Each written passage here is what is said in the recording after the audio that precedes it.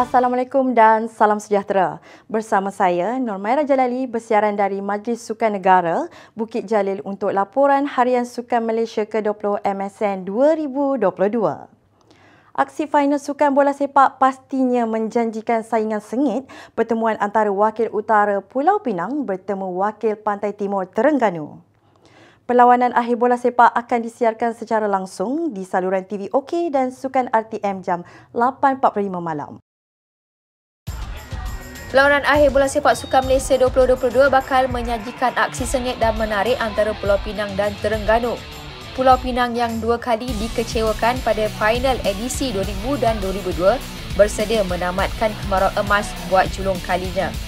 Ketua Jurulatih Akmaliza Ahmad Rakli menyifatkan kejayaan mara ke pentas akhir adalah pencapaian terbaik pasukannya yang dibimbing sejak Januari lepas.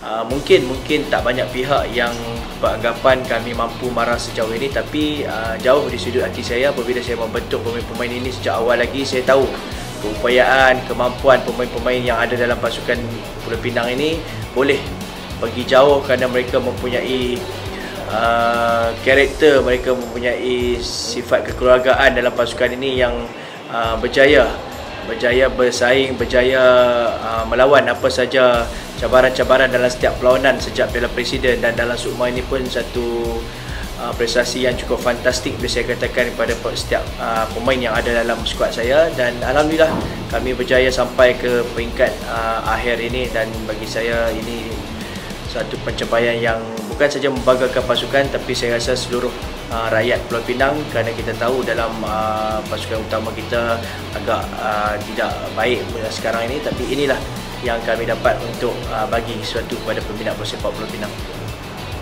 Mengulas mengenai pasukan lawan, Akmal mengakui Terengganu mempunyai barisan pemain berkualiti. Ya, memang Terengganu bukan musim ini sajalah, mereka pun dalam sukma ini sudah memenangi 4 kali pingat emas, dan kita tahu pembangunan bola sepak Terengganu antara yang terbaik di Malaysia, dan kualiti pemain-pemain muda yang ada dalam pasukan Terengganu kami sedar perkara itu. Tapi dalam bola sepak saya selalu tekankan kepada pasukan siapa yang berusaha lebih, siapa yang lebih bersungguh-sungguh, siapa yang ada perancangan terbaik dalam setiap perlawanan itu, siapa yang kurang melakukan kesilapan-kesilapan mudah, jadi pasukan itu berpeluang untuk menangi perlawanan.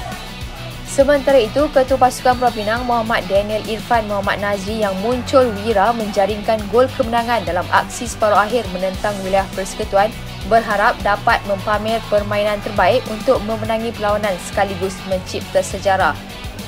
Sekali saya syukur Alhamdulillah kerana kami layak ke perlawanan akhir, dan saya harap untuk pasukan Pulau Pinang dan tim-tim saya bagilah kerjasama yang baik untuk memenangi pingat, sebab Penang tak pernah menang pingat dalam pertandingan sukma ni, dan kami mahu menciptakan sejarah untuk membawa balik pingat untuk Pulau Pinang. Dalam pada itu, juara 3 kali edisi 2006 hingga 2010, Terengganu turun memburu ibu segala pingat buat kali keempat. Ketua Jurulatih Badrul Afzal Razali walau bagaimanapun mengingatkan anak-anak buahnya tidak mengambil mudah pertemuan menentang Pulau Pinang walaupun pasukannya memiliki kelebihan dengan 2 kelibat pemain Terengganu FC 2. Untuk experience saya kapten dengan Musliuddin Atik yang pernah bermain Premier. So bagi saya bola sepak adalah bukan individu, berpasukan. So bagi saya kita teamwork kita lah, kita kena kuat di pentas final ni. So insyaAllah kita buat yang terbaik lah untuk malam esok.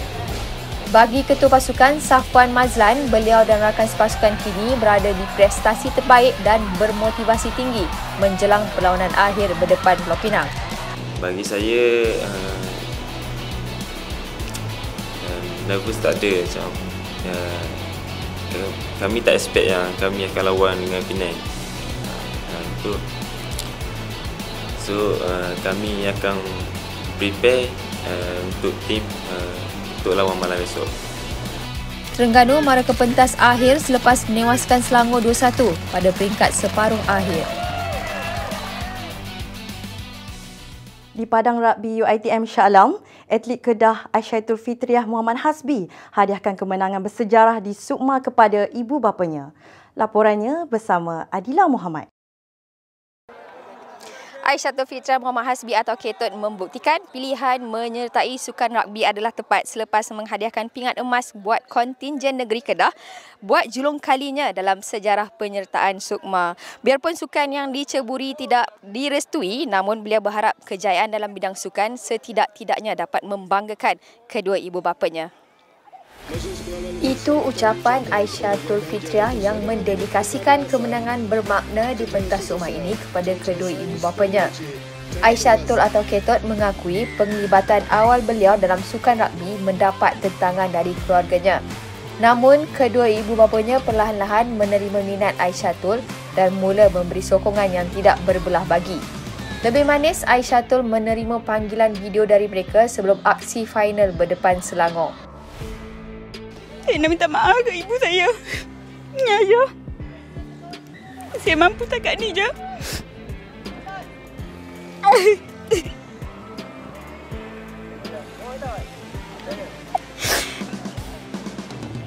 Saya boleh banggakan ibu dan ayah saya. Saya tak boleh banggakan dekat pelajaran. Untuk sukan saja saya boleh. Dalam pada itu, Kedah muncul juara kategori wanita selepas menewaskan Selangor 17-12. Ini merupakan pingat emas pertama pasukan Kedah dalam sukan rugby sejak Sukma dipertandingkan.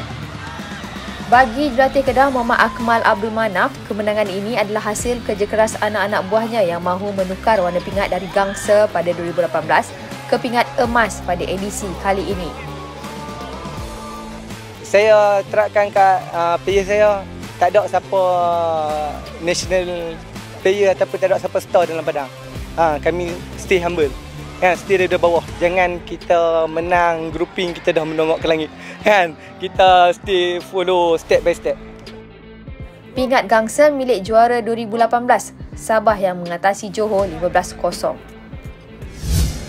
Sementara itu, kategori lelaki pingat emas milik Negeri Sembilan yang mendudukkan Selangor 14-0.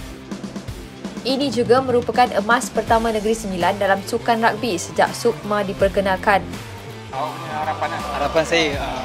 Harapan saya adalah untuk generasi yang akan datang teruskan legasi dan semangat kami supaya terus dapat mengungguli pingat emas dalam Sukma yang akan datang.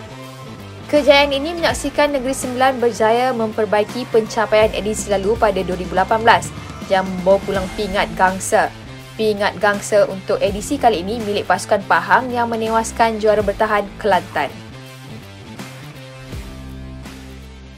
Sukan memanah yang diadakan di Universiti Sains Islam Malaysia menutup saingan pada 22 September dengan menawarkan 2 lagi pingat emas dalam acara recurve individu lelaki dan wanita. Manakala sukan berbasikal acara track mengakhiri cabaran di Velodrome Nasional Malaysia dengan acara kirin lelaki dan wanita. Hari akhir acara trek di Velodrome Nasional Malaysia menyaksikan Ridwan Sahrum tambah 1 lagi emas untuk kontingen Johor dalam acara kirin.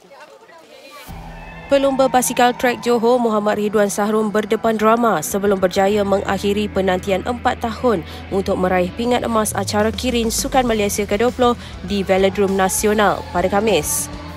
Pelumba berusia 21 tahun itu terpaksa berperang emosi apabila pingat emas ketiga peribadinya diragut selepas bantahan dibuat oleh beberapa pihak menyebabkan beliau dikenakan penalti sehingga tercampak ke kedudukan kelima dalam saingan akhir. Muhammad Ridwan didakwa bergerak keluar trek dengan niat memaksa lawan untuk naik ke atas ketika saingan akhir acara kirin.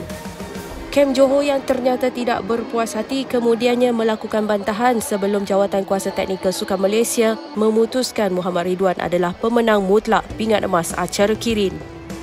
Saya agak sedih pada mulanya.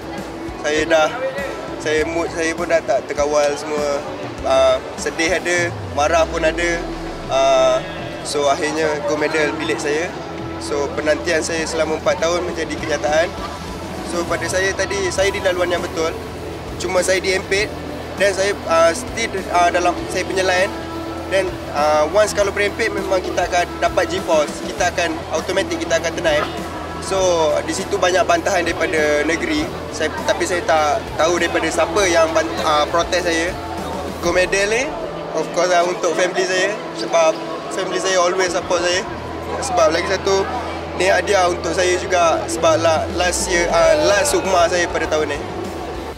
Keputusan itu menyaksikan Muhammad Ridwan mencatat masa 10.737 saat mengatasi pelumba Terengganu Zulfahmi Aiman Zulkurnain yang memenangi perak, manakala gangsa dimenangi wakil Kedah Umar Hasbullah. Untuk sukan berbasikal, Johor setakat ini telah mengumpul 11 emas, 4 perak dan 5 gangsa. Sementara itu dalam kategori wanita, Nurul Izzah Izzati Muhammad Asri yang mewakili Kedah membuktikan penguasaannya dalam sukan berbasikal apabila meraih pingat emas acara Kirin. Pada peringkat awal perlumbaan, Nurul Izzah di kedudukan ketiga sebelum memintas pesaingnya memasuki selekor terakhir untuk mujur juara dengan catatan 12.027 saat. Kejayaan itu menyaksikan Nurul Izzah meraih emas keempat pribadinya di Temasya kali ini.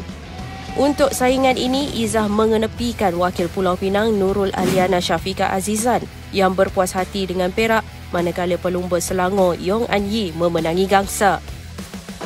Alhamdulillah saya dapat mengekalkan pingat keempat saya, pingat emas, iaitu acara Kirin, sprint dan juga 500 meter. Saya target semua acara, memang target untuk Kedah untuk dapatkan 4 gol dan saya dapat achieve lah. Terdahulu, Wan Abdul Rahman Hamdan dari Terengganu dan Nyo Chi Hui dari Perak masing-masing memenangi pingat emas dalam acara akhir 10 km scratch lelaki dan wanita. Acara memanah recurve lelaki dan wanita menjadi penutup sukan memanah yang diadakan di Stadium Universiti Sains Islam Malaysia Nilai, yang menyaksikan pemanah dari wilayah persekutuan memenangi pingat emas untuk wanita dan pemanah dari Sabah untuk acara lelaki. Pemanah muda Evan Rich Chong Chi Wei tidak menyangka sama sekali penampilan sulungnya di pentas sukan Malaysia 2022 berjaya merangkul pingat emas. Evan muncul juara acara recurve individu lelaki selepas menewaskan pemanah Pulau Pinang Navir Fikri Zinuddin 6-0 pada saingan final. Atlet berusia 16 tahun itu menjelaskan bahawa dia berpuas hati dapat menyumbang pingat emas buat kontingen negerinya selepas 2 tahun terbabit dalam sukan memanah. Performance tadi okey. Tadi training feeling samalah. Tapi first and the last zero itu teruk lah. Itu je lah. Tapi masuk juga. Ya, itulah. Ada coach di belakang bah. Coach yang dengar apa dia cakapkan, buat yang sama kan confirm masuk. Ya, itu rasa saya lah. Masa masuk 10 pun, masa release lah. Pun confident hero masuk 10. Ya, itu. Menurut Evan lagi, sasaran selepas ini lebih besar, iaitu untuk cuba merebut tempat dalam program atlet kebangsaan dan mengembangkan lagi kariernya. Pingat gangsa bagi acara itu dimenangi pemanah Terengganu Saiful Islam Rizwan yang mengalahkan atlet Kedah Arif Hidayat Syari 7-1 dalam penentuan tempat ketiga. Sementara itu, bagi kategori recurve individu wanita, emas menjadi milik pemanah wilayah persekutuan Alia Kursiah Mazlan yang menewaskan wakil Sarawak Joey Tan Sing Lee 6-2, manakala gangsa dimenangi Supang Yahya juga dari Sarawak. Menurut Alia, pada peringkat awal beliau berasa agak gemetar tetapi dapat meredakan perasaannya itu atas nasihat jurulatihnya. Pada mulanya saya agak nervous lah kan sebab arrow tak masuk lagi, tapi coach kata tak apa, shoot senang je, insyaAllah masuk. Saya tak fikir nak menang, saya hanya nak shoot senang. Alhamdulillah dapat apa yang saya nak. Sebenarnya saya tidak target pun apa yang saya akan dapat, tapi saya berusaha sedaya upaya untuk memberi sebuah emas kepada tim kerana tim saya tidak ada emas lagi. Alia yang sebelum ini pernah menyertai skuad pelapis kebangsaan terpaksa dikeluarkan dari program tersebut atas faktor prestasi. Akan tetapi, atlet berumur 17 tahun ini memilih untuk tidak mengenal erti putus asa dan akan kembali beraksi dalam beberapa sekit pemilihan bagi menggapai impian mewakili negara. Seterusnya maybe sekit, iaitu dia nak pilih pelapis kebangsaan ataupun podium. Saya akan cubalah dapat balik tempat saya. Nak terus dapat mewakili Malaysia dan terus membanggakan ibu bapa saya lah. Di sebalik kejayaan yang dicipta hari ini, pasti ada cerita tersendiri. Kejayaan tidak datang dengan mudah. Setiap kejayaan perlu didahului dengan kegagalan dan ada perkara yang perlu dikorbankan. Ikuti laporan yang disediakan Adila Muhammad. 2019 menjadi tahun gelap buat Gabriel Gilbert Daim apabila kemampuannya di kolam renang diragui sehinggakan beliau tersisih dari menyertai sebarang acara dan pulang hampa. Kejayaan yang diraih rakan sepasukan juga membuatkan beliau merasa tidak standing untuk bersaing bersama yang lain. Ekoran peristiwa tersebut, Gabriel pernah membuat keputusan untuk bersara dari dunia terjun kerana merasakan khidmatnya sudah tidak diperlukan dalam pasukan dan usaha beliau selama ini adalah sia-sia. Yang buat saya mau stop is semua, saya tengok ada orang semua macam diver yang lain tidak macam saya tidak bagus macam dorang. So benda tu membuatkan saya down. Apa yang dorang boleh buat saya tidak boleh buat.